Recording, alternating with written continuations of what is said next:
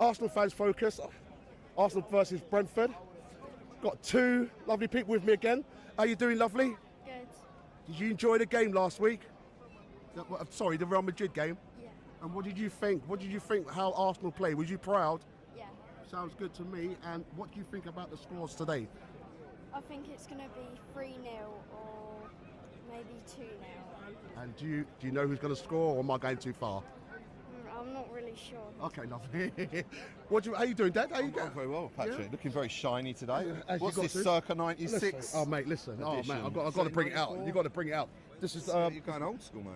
big time, games, big time. What is this, 94, 94. 94 it is, 94, yeah. Tell me this. I'd like to get your opinion on last week Tuesday. Honest opinion. Mate, it's the best game I've ever seen at the Emirates. It's the best game I've ever seen at the Emirates. Okay, the best game. I'm not disagreeing on that. Do you think? Well, I'm getting a lot of different people reactions. Do you think that it was a watered down Madrid team, or do you think Arsenal literally stepped up the plate? Listen, every single time Arsenal beat someone or do something well, they turn around and say, make excuses. That team was bad. They're not doing well. How's that a watered down Real Madrid team? Have you seen? Did you watch who they had up front? Exactly. They had Mbappe. They had Vinicius Jr. Right. They had Bellingham. That's right. They had Camavinga. Right. Like, listen, they've Rudiger. Courtois. Listen, Courtois. Without Courtois, that game. I'm sorry, that's 6-0. That is 6. And he was their man in the match. 6-0. That game was 6-0. I'm telling you. Some of those saves that he pulled off were absolutely phenomenal. We had chances, we had balls flashed across the box. That, for me, the reason, and I'll tell you why that was the best game I've ever seen at the Emirates. One, we beat them by 3-0. We kept a clean sheet and we scored 3 goals. To score 3 goals against a team defensively as sound as that is, it deserves praise in itself. Declan Rice, 2 free kicks, not 1 outstanding free kicks, but 2, literally one after the other. So that in itself. Mikel Merino, don't forget, we are a watered down side. You've got Mikel Merino as number 9, which everyone turned around and said, no, we're weak. That's right. Look, who did we essentially have up front? But we managed to beat Real Madrid 3-0. Right. Exactly. The thing with it is, and it was that in fact, that I've never been to this stadium where the atmosphere was that good, it was that great, it was rocking. The place, even when you looked at the sun was going down, they were playing, the fireworks came out, the flares came out, the music was loud, the fans were loud, the whole spectacle that Arsenal Football Club made, it was absolutely phenomenal. But, and there is a but, you move on to Wednesday. That's right, you do. Now listen, if anyone can beat and turn this tie around, it is Real Madrid. Because arguably this is their competition. Okay, we've got a warm-up today in a training game against Brentford. It's a bit of a dead rubber. Doesn't really matter if we lose listen, you don't want to lose at home and it's good for momentum. But I love what Arteta's done. He's made the relevant changes he needs to make. And, we go on, hopefully we get a result. Let me ask you, I know you say this is Real Madrid's competition, but do you really feel that Real Madrid, because don't forget, they've got to score 3, plus to win the whole game outright, they've got to score 4.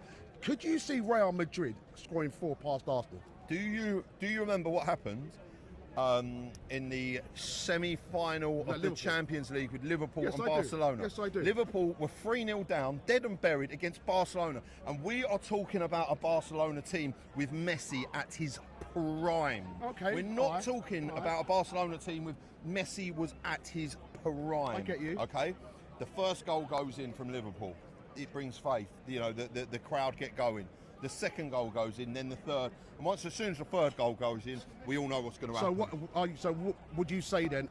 The first 25 to 30 minutes is crucial for Arsenal. For me personally, listen, I'd play 2 6s as a double pivot. I'd lock it up at the back tight, and I would obviously try and play the ball out of your area, but I would not want to concede for the first half. Or you go and try and attack them a bit, and you try and nick a goal, but you're playing a bit of a.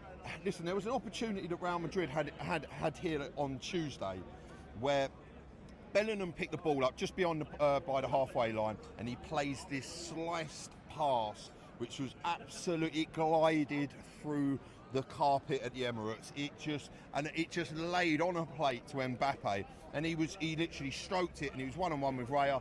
Now if that's Thierry Henry, it's in the back of the net, and he puts it straight at Raya, and we were lucky, and then he fumbled it a bit. Now if that goes in, in the second leg at that time of the game. I believe momentum. Football, you have got to take into factor the momentum part of football, which, you know, if they go out and they get a goal within the first 5 minutes, Real Madrid at their place, the place is going to come alive. Okay, and you're going to see how this Arsenal team fare. And that's why I'm saying, do you feel the first 25 to 30 minutes is crucial? Because that's when Real Madrid's supporters gets on their backs. Yeah, of course. Listen, that place, it's a 90,000 seater. It's a third bigger than this place. Yeah, it's a huge stadium. Yeah. It's giant. It's a third bigger than this. Okay. And they're going to bring it. They're going to listen. They ain't going to want to get knocked out. Let's be I honest. get that. Let me ask you, lovely. Do you remember Rice's 2 goals? Which one was the best one for you? First or second? I don't know. You don't know, because they both were that good, right? Yeah. Okay, what?